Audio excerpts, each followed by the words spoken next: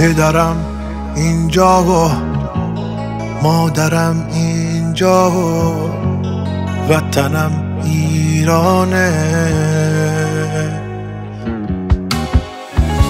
آخه من کجا برم، همه جا جز اینجا واسه من زندانه.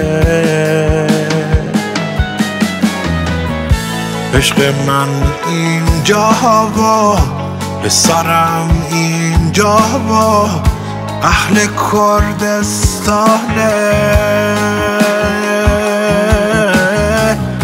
مرده و زنده من دشت لب دنبال خاک خوزستانه.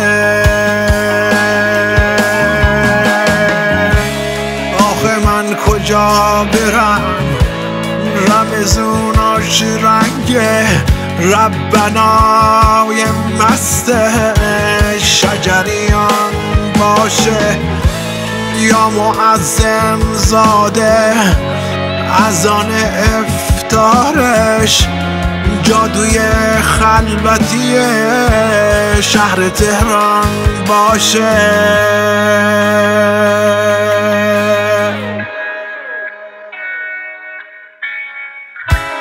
بچه غمگینه شط خرم شهرم که تموم دنیاش قد آبادانه.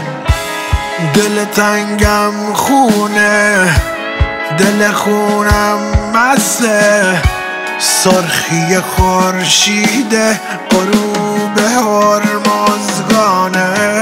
من غریبم همه جا مثل ابر پاییز، همه جا میبارم